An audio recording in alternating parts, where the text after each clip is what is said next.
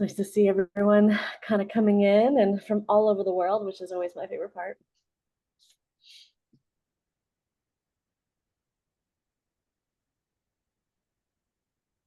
Great. All right. Well, for those that are coming in, if you could just make sure that you add your real name to the account for Zoom. It helps us track who is here, so that way we can send you the recording, all that kind of good stuff. Especially if you have a common name like Jen. If there's 3 Jens, we don't know which one. If there's 4 people signed up, it just helps us with some administrative housekeeping. So if you've got initials or anything, just if first and last name would be really helpful.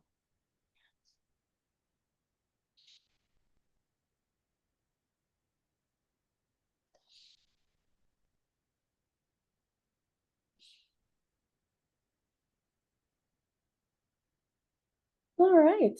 Well, I think we've got a good group here. Do you want to kick us off, get started here? Yes. Great. Welcome, everybody. Yep. Awesome. Welcome. It's good to see everyone. We are here for the 11th annual Corporate Alumni Benchmarking Report webinar with Becky here. And so we'll have her introduce herself in a second. Maybe if we move on to the next slide, we can kind of jump into that. So I am Jen Peedy. I'm the Vice President of Customer Advocacy for PeoplePath. I've been with the company for almost 5 years now, but was a client for 5 years before that. So have been in your shoes and know how these things work. Very excited to showcase this year's learnings, and I'll hand it over to Becky to introduce herself. Hi, I'm Becky Pollock. I'm an assistant professor of OBHR, Organizational Behavior and Human Resource Management at the UBC Sauder School of Business. I've been studying alumni programs now for about 10 years, and I've been working with Jen and PeoplePath on the benchmarking data for about 5 years now. So excited to talk about what we found out this year. Great. And if you're not familiar with PeoplePath, we believe that lifelong relationships are the foundation for mutual success. It's woven into everything that we do and everyone we work with. So we like to believe that we are your partner in this endeavor and that your success is our success. And so a little bit more about us on the next slide. So we're all over the place, but a small but mighty team of about 65 people worldwide. We have clients in every major sector. We have an absurd amount of expertise. I believe our average tenure of the company is about 7 or 8 years. So people love to stick around here, and that knowledge really helps our clients.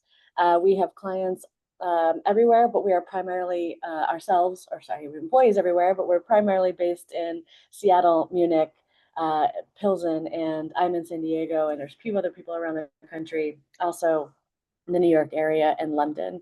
So we are very excited to be here and have you join us, hopefully in October.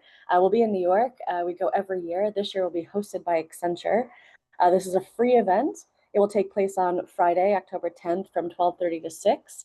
We'll be doing an amazing panel discussion, which will be announced next week, hopefully, with our panelists, and then a happy hour on site, and Accenture is hosting us for the whole day. So when we send the link out, slides out, you can sign up on the link, or you can use this QR code now if you know you want to come. But it's always a great day. It's usually about 75 other alumni program managers, and your teams are welcome as well. And we just dive into alumni program topics. So hopefully you're able to make it. And with that, I will pass it to you, Becky.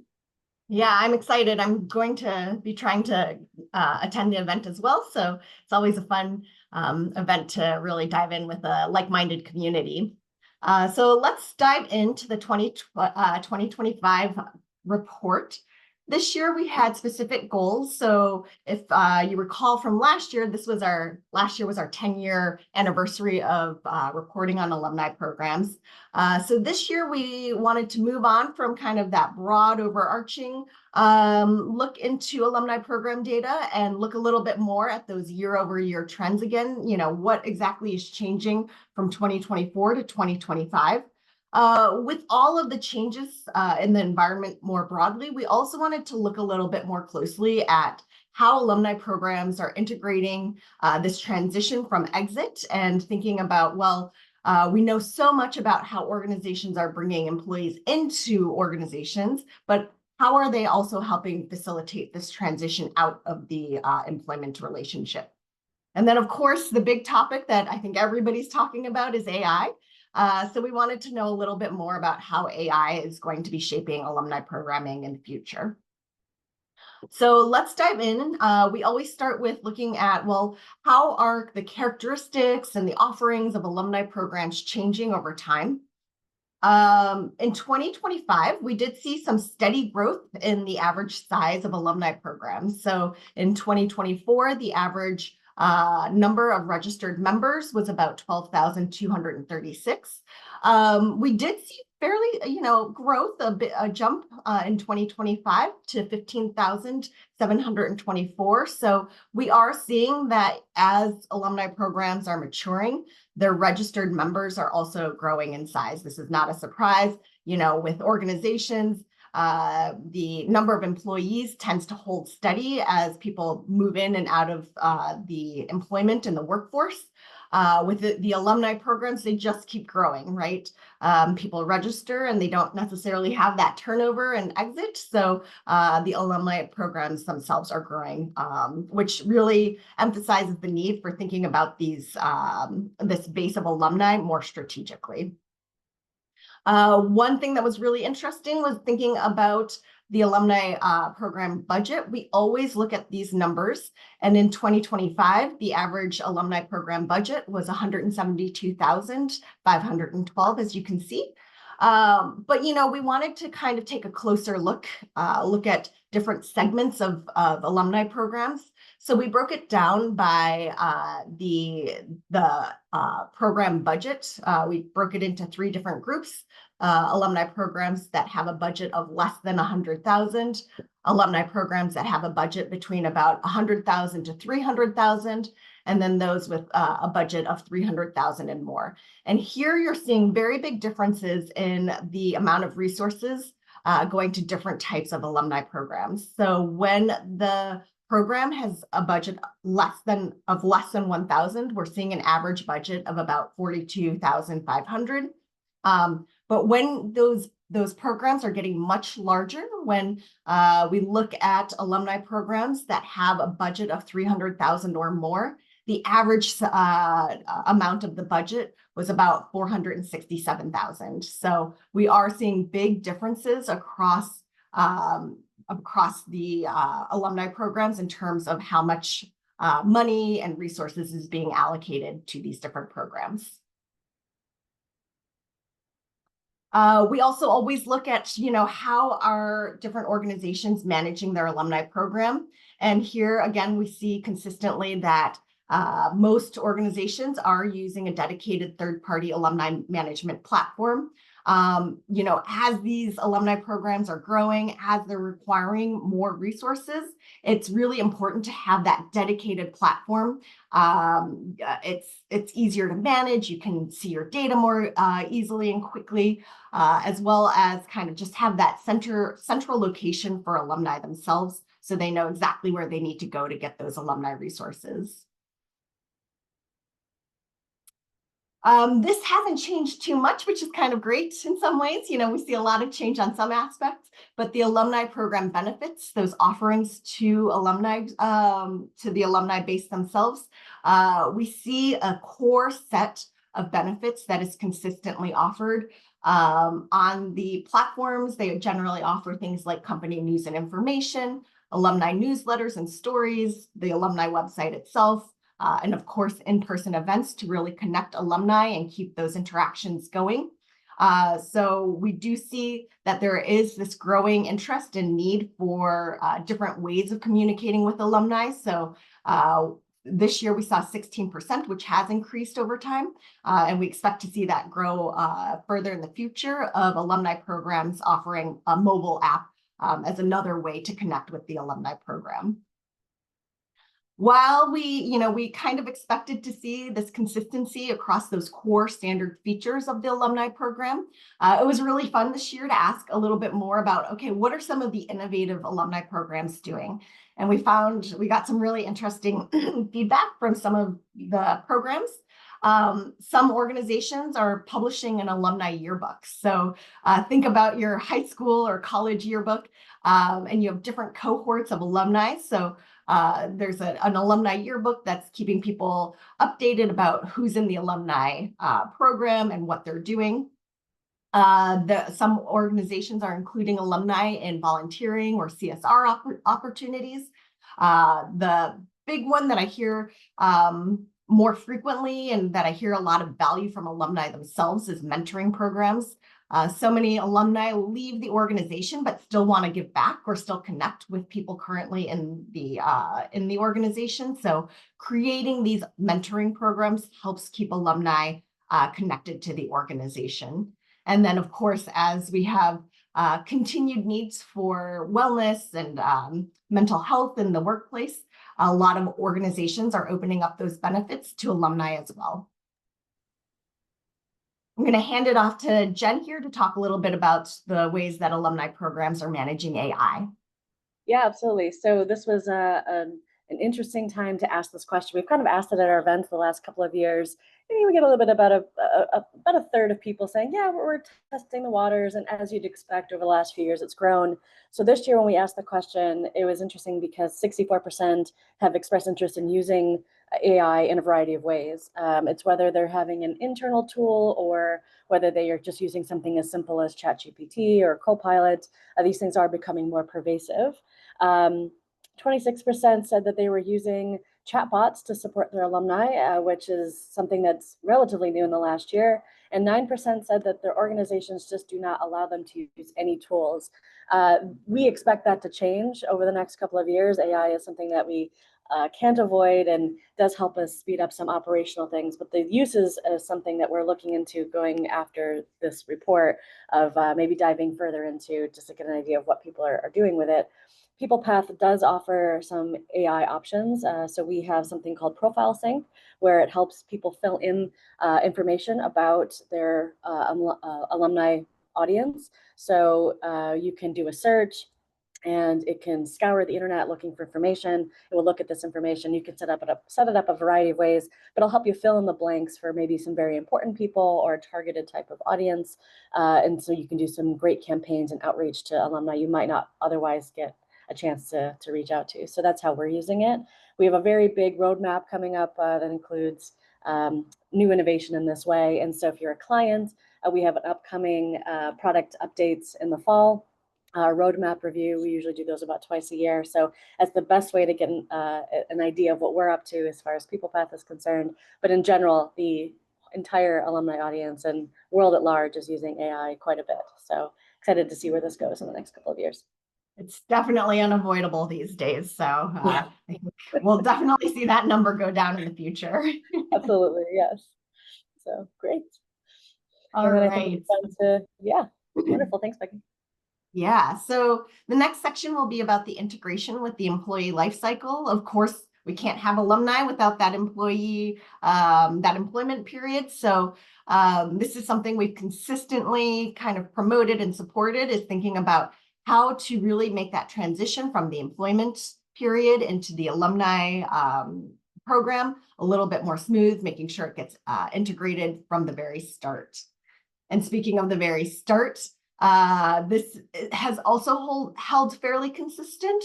About 43% of alumni programs promote the alumni program when recruiting new employees. So this is before they even become an employee. They're using it as a tool during the recruitment period. And then once employees are selected, once they're starting the job, about 60% of organizations are promoting the alumni program during the onboarding process. I think I understand that there can be some hesitation in terms of we're just getting people started. We're just introducing them to the organization. Why would we talk about them leaving? But it's really just an added benefit that helps employees. So think about it as an employee value proposition, another benefit to add to that overall employee value proposition. This really has stayed consistent over the past few years. To be honest, I've kind of expected this to increase a little bit, but what we're seeing is consistently over the past 4 to 5 years, the percentage of all new hires who are boomerang generally stays between 7 to 8%. to add on to that, the more you do, and you'll get more into this in the next few slides, but we find that the more you do at the offboarding, the higher that number can be. So we do see numbers that are on average now, average maybe being the wrong word, but we do see numbers that are somewhere between 20 and 30% for companies that are investing in that offboarding experience. So even though it's an average and it stayed consistent, which is interesting, there's really big, huge possibility in here when we do more of that section of time. Yeah, I think part of this could be also increased with messaging, to Jen's point, in terms of, letting departing employees, particularly the ones that are strong, regrettable losses, know that they're welcome back, providing pathways and avenues. Is there a contact person if they are interested in coming back? So there's definitely room for growth and different ways that organizations can try to recruit boomerangs strategically. As you know, in addition to traditional alumni program benefits, we're also seeing alumni programs are making efforts to support career mobility.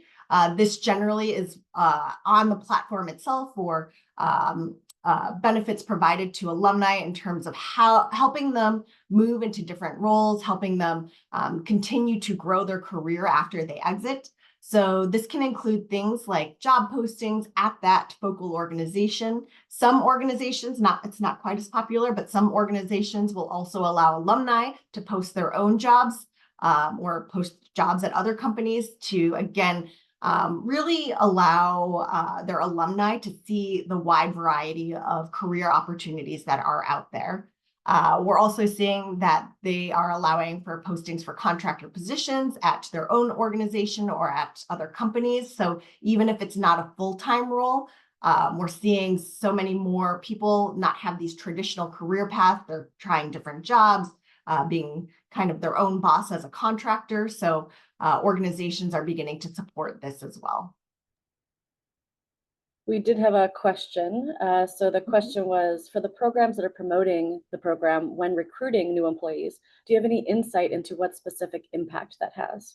And if you don't have some thoughts, I do. Yeah, so that's a really great question. We haven't measured that. So I'm curious to hear what your thoughts are. Yeah, so we at PeoplePath specifically, it's not related to the benchmarking report as a whole, but we do track our launch statistics. And so we look at a certain number of metrics at the 1 week, 1 month, 6 months, and 1 year mark. And so while we haven't correlated specifically those that are doing it recruitment and onboarding, we do see that when you include employees, those numbers on average are a little higher of the impact of alumni being registered into the platform. And the reason for that is it's just early branding, right? So the more that they know it exists, the more that it's worked into the corporate culture, the employee culture, the more it's the less it's a surprise when they get to the end. They're like, oh, we have one of these, instead of, oh, I know we've had one of these. It's been worked into my whole experience. And so the numbers can be a little higher as far as registrations go when it's worked into earlier into that pipeline.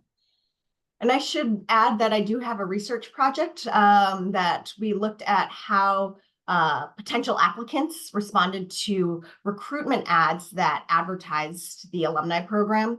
And when organizations advertised an alumni program, the attraction to the organization, the intent to apply actually increased. I think particularly this was a stronger effect also with earlier career applicants. So I think, realistically, we realize that those entry-level jobs, people earlier in their careers, they're probably not going to stay at the organization forever. And offering this type of post-exit support is quite attractive to workers today.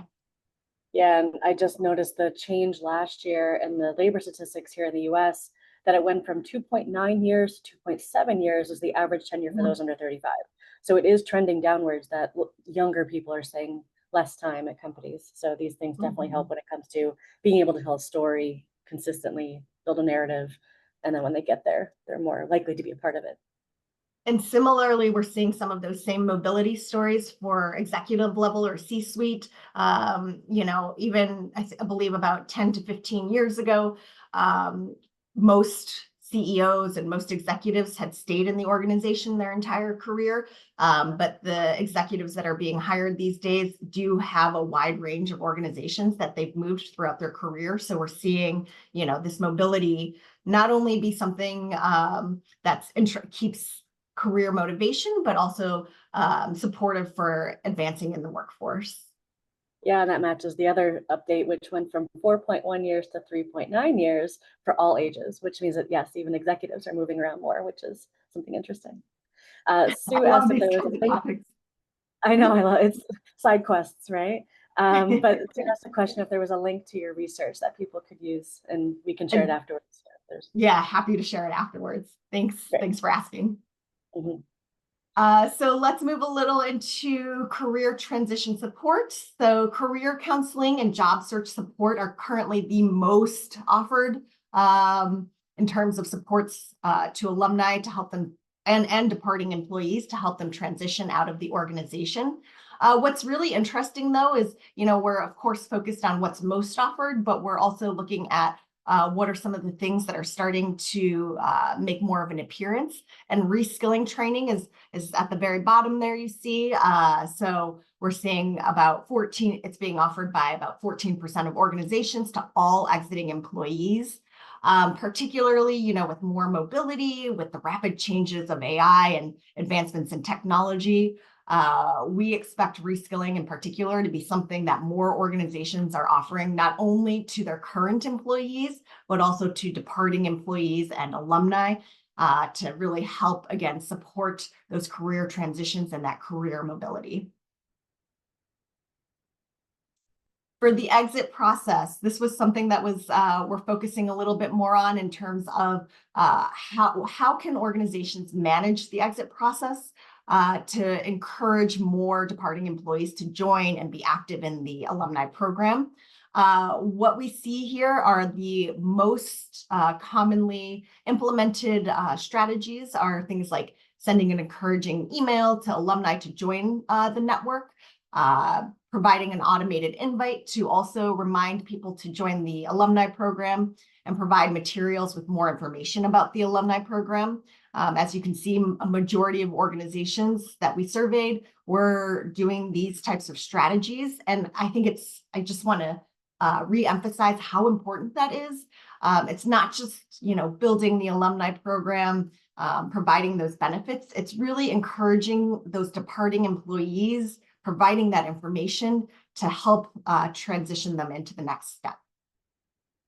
We do see, of course, these other types of benefits, providing a departing gift, providing resources to send that employee off. Those are, of course, important, but in some ways that helps close off the employment experience, but doesn't necessarily give that transition into the next step into the alumni program. So we do want to keep emphasizing those top three strategies. There's definitely room for growth and improvement in those areas that we're looking to see in future surveys. This year, we wanted to ask a little bit more, my personal interest as well, look into what's being asked on exit surveys. What are companies doing, asking about as employees are leaving the organization?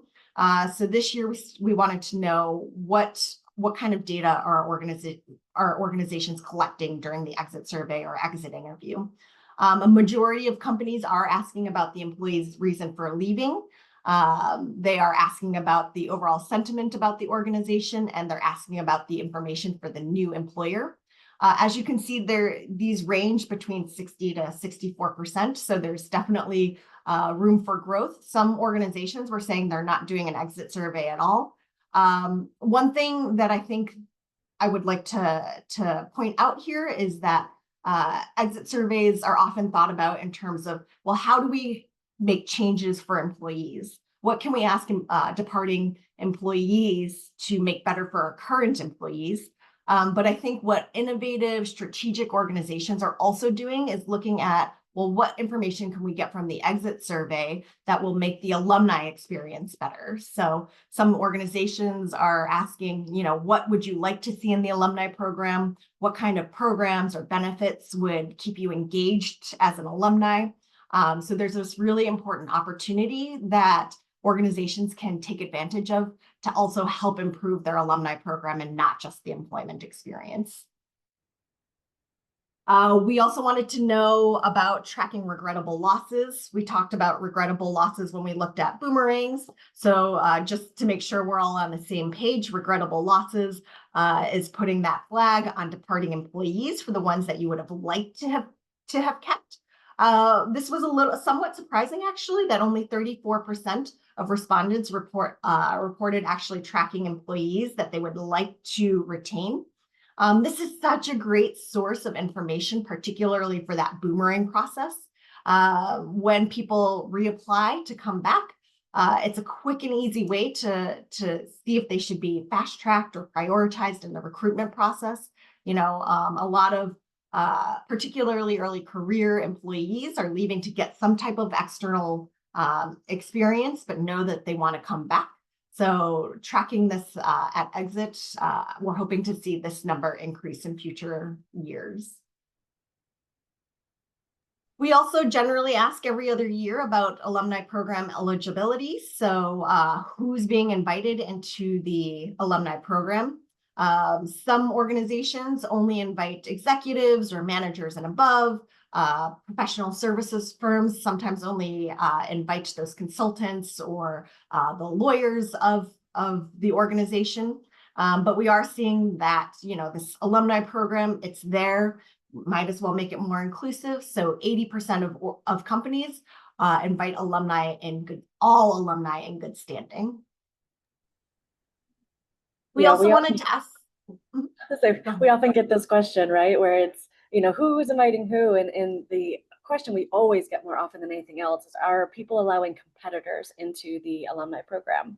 And so the answer is yes, but they might adjust settings a bit differently. So if there's some communications that maybe include some more sensitive firm information, they might exclude competitors. Or if there's certain events, they might exclude competitors. Though we do think it's a best practice to consider your alumni completely public, so it should be no sensitive information. And then this way, all employees, all alumni can join whatever events you're doing. So we find that there's actually some good-natured experience with that, so or competition with that. When I did these at Oliver Wyman, there was always some other consultants in the room, and so everybody got a chance to kind of good-natured ribbing was involved, and oh, you're working for the enemy, and then there's a lot of movement back and forth, right? So it's good relationship building even if they're at a competitor. So we do find that that's a good best practice. We also wanted to look at conversion rates. So this is the number of eligible leavers who actually do join the alumni program. This was really encouraging to see that a majority of eligible leavers are joining the alumni program. So about 60%, organizations are tracking eligible leavers who join the alumni program. About 60% of organizations are tracking whether eligible leavers are joining the alumni program. We're hoping to, again, see this one increase as well. So this means having the data about who's actually leaving, comparing it to who's actually registered in the alumni program to understand what's the conversion rate of people leaving, joining the alumni program. We really recommend tracking this. This really helps understand not only who's joining the alumni program, but are there different things that can be done through that exit transition to help increase more people to join the alumni program. So among those tracking it, so of those 60% tracking it, the average conversion rate was fairly similar, was about 59%. So a majority of alumni are joining after leaving the organization. However, the caveat here is that those rates varied widely. Some organizations, particularly newer programs, I'll talk about that in just a second actually, are only seeing about 7% of their departing employees join and formally register with the alumni program. Some are reaching almost full, every single leaver, and 95% are joining and formally registering with the alumni program. So because those rates varied so widely, we wanted to look into why this might be. What we saw is that the conversion rates varied quite a bit by budget. So when there's a lower budget, potentially that means there's less offerings, less less ability to actually promote the alumni program, there was a lower conversion rate. So for alumni programs that had a budget of 100,000 or less, 48%, they had a 48% conversion rate. When that budget was about 300,000 or more, they're getting a majority of those alumni, 66%, formally registering with the alumni program. And as I kind of hinted at before, we also see a correlation here with the alumni program age. Newer programs have a lower conversion rate, and this may be just, a product of familiarity. So maybe people don't know it's there. Perhaps it wasn't introduced early enough in the employment life cycle that they were aware of it at exit. For those organizations that have had an alumni program for quite a while, for 21 or more years, they're getting close to 90% conversion rates. So this is really, the alumni program is embedded into the employee life cycle. So they know it's there. They know it's just a normal thing to join the alumni program after exiting the organization. This year, we did just kind of a highlight of looking at who's tracking what. We always want to know who's collecting what kind of data, try to promote all of that data collection. So we do see jumps here in looking particularly at tracking alumni referrals for new hires. So in 2024, about 26% of programs were tracking this. Now it's up to about 40%. This is something I think a lot of organizations, as I've been talking to many of you all, are thinking a lot more about. How are alumni being employment brand ambassadors? How are they trying to recommend people or good talent back into the organization? We are still seeing lower numbers on that Net Promoter Score, and I know that's something that some organizations are implementing on their alumni survey. I believe PeoplePath is making this an option to allow organizations to put that Net Promoter Score directly into the platform. So we highly recommend tracking Net Promoter Score. We also recommend that because you can compare it if you're tracking it in your employee base. What's the Net Promoter Score for current employees and compare it to alumni. All right, the alumni program manager. So this may be the information that you didn't necessarily see in the report, although if you participated in the report, you already got the updates on this. This really helps give a little bit more overview about what are the conditions for alumni program managers themselves. We are seeing, fairly consistent numbers in terms of total compensation. We are seeing about 50% receiving somewhere between 100,000 to 300,000. 9% were reporting 300,000 or more. We did have a quarter of survey respondents not report. I just want to emphasize for anybody who's thinking about taking it in future years, this information is completely confidential. I'm the only one that sees this data, so we would love to get that information, more of that information in the future. About 59% of corporate alumni program managers are dedicating all of their time to the alumni program. So that's encouraging to see that there are these fully allocated roles to the alumni program. One of my favorite things is always looking at the function in the organization.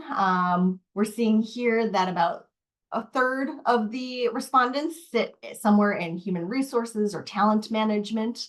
There is, of course, a large group also sitting in marketing or business development or some combination of those. Those generally tend to be more in the professional services firms. What was really exciting this year was some people were reporting a full alumni line, a dedicated independent alumni line within the organization. So this is the first year we started to see more of that.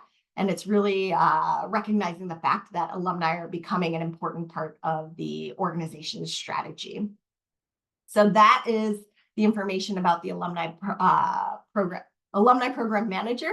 Again, we do send out a report to people who participate in the benchmarking survey. So I want to encourage people to continue to participate in that in the future. So that wraps up a majority of the information that we found in 2025. Most of 2025 was the alumni program benchmarking report really takes that look back, but it's also important to look forward to what's ahead. So what I'd like to bring in Tony Audino, co-CEO of PeoplePath, to talk a little bit more about what the future of corporate alumni programs is going to look like. I see Tony in the audience. I'm attempting to make him a host. He should be right back. There we go. Ah, there you are. Great. Thanks, Jen. Thanks, Becky. This is one of my favorite days of the year every year, I think, this webinar. And this year doesn't disappoint. So many great insights, I think, that are shared this year that really awesome. So appreciate it. I just want to have a few comments as we wrap up today's webinar on the Alumni Benchmarking Report. And I want to leave you with a thought that may feel especially relevant in the current moment, but may be surprising coming from the co-CEO of PeoplePath, a technology company providing an AI solution. So we live in a time when technology, especially AI, is advancing faster than ever before. It's changing industries, rewriting the rules of work, and reshaping how we connect. It can process vast amounts of data in seconds and predict trends and optimize engagement strategies. But it can't replace the authenticity of human relationships. And I think the future of corporate alumni programs lies at this intersection of human connection and technological innovation. So by harnessing the power of AI and data-driven insights, organizations can transform their alumni networks into these dynamic, value-generating communities that deliver a measurable impact across every facet of the business. But while technology will play an extremely critical role in the development and potential of programs, building relationships and strengthening personal ties ties everything together. I think it's more important than ever. So alumni programs at their core are not just about engagement metrics. I think they're super important, and platform logins, and we hear that from our clients. But they're also about trust and loyalty and shared history. And these are the things no algorithm can produce. So as leaders, I think it's our role to make sure that as we innovate, we don't lose the focus on the very thing that makes our organizations thrive, which is the people. Because it's the relationships that we nurture and the stories we share and the communities we build that give technology its purpose and its power. So as you take today's insights, which I think were amazing, I think this is the best one ever, and lots of new data and insights. I think it's important to remember that the more we move toward technology and AI, the more important it is to take into account the human touch. Lastly, I just want to thank Becky and Jen again for all your efforts in putting together the benchmarking report itself and this webinar. And I want to thank all of you for participating. It's great to have you. We look forward to seeing you at our event in New York in October or at a future webinar. So have a great rest of the day. Take care. Thank you, Tony. That was inspiring, actually. As someone who's been in an online community for 20 years, like it's never been more important, I think, to build these relationships, right? Like, so to hear it that way, it's nice. It was good. It's a good way to. That's why people is in our name, PeoplePath. It's super important, I think, for all of us to kind of keep that in mind as we hear about the layoffs happening at these companies. And AI is going to shape our future in many ways. But it's so important to remember as we look across at each other how important, people are. Yeah, absolutely. All right. Well, have a great one. Thanks, Tony. Yep. We've got a couple of minutes left. If anybody wants to throw in a question or just ask in general if there's anything that was not covered or want to dive deeper into, we have some time to take any other questions that have come in or want to come in. Otherwise, just housekeeping. So to echo Tony, thank you for coming. And also we'll send out the recording with the slides and a link to Becky's research on, I think, Monday when we get the recording and everything all cleaned up. But otherwise, I don't see any new questions coming in. So I think we're done for this year. So, One more question. There's always one at the button, right? Or the buzzer. Okay, so one is, I was curious about how organizations should treat alumni joining competitor firms. And so we kind of talked about competitors a little bit with the eligibility. I do see best practices where you allow them in, and as we've seen the numbers that most people are allowing everyone in. And so you have to think of your alumni as public entities. They could be anyone. They could be journalists, they could be PR people, they could be lawyers still, right? Or wherever alumni they're coming into. So in other words, you do want to be cautious of your alumni program as a whole. And so you always want to have publicly available information. And so competitors should be able to be allowed in that. Some companies do segment a little bit, and they might not involve competitors at certain events or maybe more smaller intimate events. So you can segment and you can exclude when it makes sense. And we did have open comments to ask about how organizations are treating alumni joining competitor firms differently. Some were saying that they aren't invited to certain webinars. Some were saying that they release, company exclusive news reports to alumni first and then more publicly. And then, of course, the alumni at competitor firms would be part of that public release. So I think it's a really important question to ask, and particularly in terms of positioning the alumni program strategically. I think this is important, but one of the more important aspects of this question is also making sure that in that exit survey, you're asking who's going where, because you can't really segment that your alumni base unless you know who's going to which firms. Yeah. Yeah, and that can change, right? You could be an alumni 5 years in and then decide to go to a competitor. So you'd have to kind of keep that up to date pretty regularly.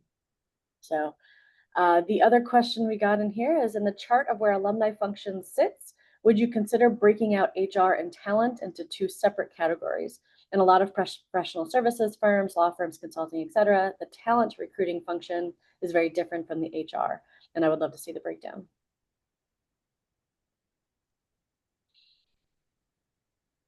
Sorry, I think my connection just dropped out. That's okay. The question is about breakdown and where alumni sit. So we have HR and talent, and so she's suggesting that we should maybe split it out into two different. When we ask the question, is it self-selecting? Do you remember how we asked that question in particular? Yes, and you can put in multiple functions at once. So if you, we do combine HR and talent into one just because for reporting purposes, but if you do want more of that breakout, I can send that as well. Great.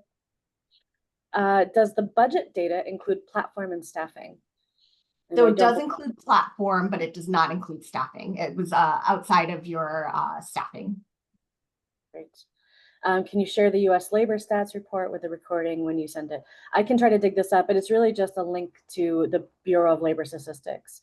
I know they've been in the news the last couple of weeks, but the prior years are listed, and I'll try and dig that up and include it if I can. Otherwise, you can just do a quick search and find it there.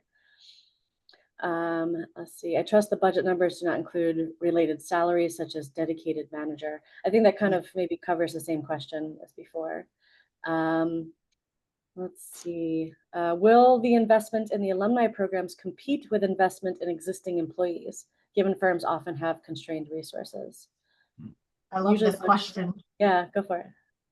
So I think strategic organizations are thinking about them almost as one and the same. So we talked about reskilling programs, different types of support wellness programs. So they're thinking about investing in their employees, but then offering and opening up some of those same benefits to alumni. Yeah, and that's part of there. Go, Tony. Maybe if it's if I can dive in some sense, I think it does, and we hear that in terms of talking to prospects and clients, that we've got these competing priorities and how do we deal with that. The important thing is to take into account the business drivers and the return on investment. So when you look at your employees, you're looking at what they're going to deliver to the organization. That's a factor that people naturally take into account. What sometimes isn't factored in is the benefit of having this external group of people tightly associated with the organization that can drive relationships, brand advocacy, rehires through referrals or themselves coming back. So making sure you include that in the equation also helps then, because yes, I think it is going to, in most organizations, in some sense, be competitive with it, but there's definitely value add there that needs to be factored in as well.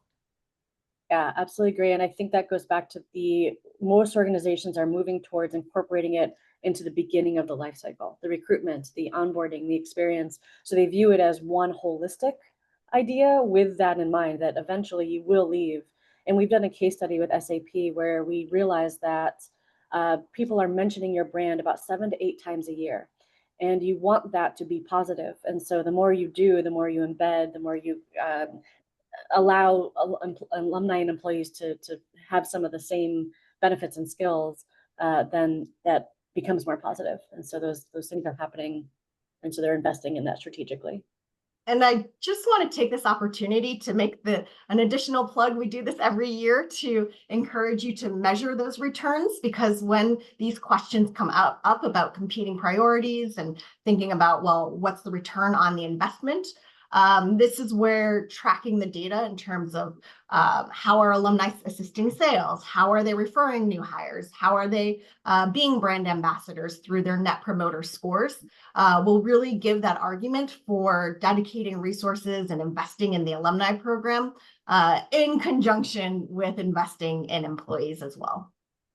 And if you have no idea where to start, I am happy to set up time to talk about just basic ways to track and more advanced ways to track. And so we can kind of brainstorm together. I know a lot of people are at an island of one. And so if you just need someone to soundboard off of, I'm always happy because I want to see more results as well. So it's also in my best interest to help and see where some of these numbers can go. One more question, GDPR data privacy question. Do we have some research on how ex-employees are being contacted after they left the company in order to invite them to the alumni community? Oh, probably. Don't this year. This was but we generally flip back and forth between different priorities, and I think next year actually is we're looking more at, you know, number of email communications, number of event invites. So thank you for raising this question, because this may be something we can integrate into next year's survey. Yeah, and just broadly speaking, I mean, not research, but just more best practices. A lot of companies will collect a email address when you leave, and then you have to give consent to receive emails after leaving. So that's one way that people will do that. And if you don't, the other way is general marketing. So posting social media, posting online, trying to gather people who maybe not give an explicit consent, but then they get a link and then they give consent at that point. So good marketing usually helps in that way as well. All right. No, any other questions? Going once, going Well, twice. there's one, oh, curious about the 2026 report. It popped up. Yeah, the follow flamingo. Okay, yeah. Yeah. All right. So what do you think about some informal alumni social networks? I don't know. We probably all have differing opinions on that one. I think they're great. It's where they start to showcase the interest, right? So if you have an organization that maybe not wanting to do it, but you have an informal one that's growing and growing and growing, shows interest, and that there's a group of people that you can pull back into the fold. So I think initially that they are a great way to start if you have no other support or ability or budget even to get going. It's a great way to connect people and see where it goes.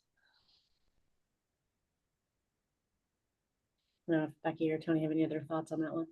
Yeah, I think most of our clients try to do it, and a little bit depends on the nature of the informal social network. I think some of them are created and because they have a strong attachment to the company.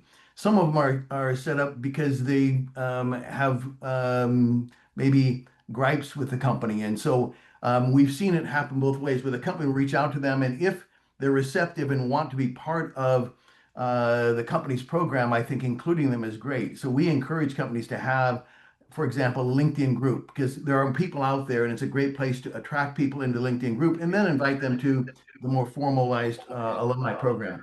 But I think it's good to engage with them for sure, and see whether it can be a healthy, productive relationship. I think in most cases it is. If it's not, then you deal with that accordingly. Yeah. And the follow-up question is, should firms also track or intervene with these informal networks? I don't think intervene necessarily, but like you said, build that relationship, right? To see what the or origination of it all is, and get to know them and see if there's ways that you can collaborate. Yeah, absolutely. And some organizations with these informal networks, as they grow and become a little bit more formalized, the organization will step in and offer support, offer, day trips to campus, or some monetary funding, or invite the informal groups to more formal company events. So I think there's definitely, rather than seeing it as competition, really think about it as an opportunity to, again, expand the folds of, expand their reach into the alumni base. Yeah. And as far as tracking, absolutely, right? So it's an extension of your brand in some way, shape, or form. So you should definitely keep an eye on what's out there. That was exactly the alumni network I was thinking of. So, yeah, Microsoft Alumni Microsoft. Network. In some sense, maybe I'll say in here a humble brag, since I started that program back in June of '95, it's not really informal. It's very, very formal, but it's driven by members. Microsoft was resistant at first and now fully embraces the organization, and the people sit on Microsoft's campus and they promote it and so forth. So that relationship has evolved over time, but it's been formal from the get-go, just not directly sponsored by Microsoft, very much indirectly sponsored by Microsoft, though. Lots of different ways to start a program, basically.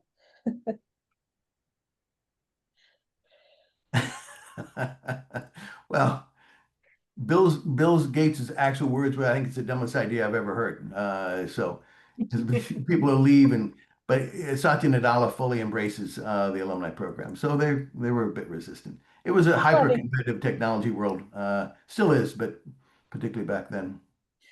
Well, it goes to show you how it's changed too, right? So I think definitely 30 years ago, the idea of people leaving was frowned upon, and then keeping in touch with them, why would you? And now it's so embraced, and we've even seen in the last 5 years all that support with the career transition. Yeah. So it just the massive change between now and Very then. much so. Yeah, you're either on our team or you're off our team. Now everybody's on the team. Right. Yeah. Just at different times. Yeah, exactly. Yeah, sure. So. Okay, well, thank you for all the questions. Glad there was a flurry that came in at the end. I always love seeing what people are thinking about. Yeah. And I think that will wrap up our 2025. So thank you, Becky, so much for everything the last Thank you. good part of the year, and Tony for jumping in and sharing some future thoughts. So, Always my pleasure. Great to see both of you. Thank you. Have a great rest of the day, everybody. everybody have a great day. Yeah. Yeah, take care.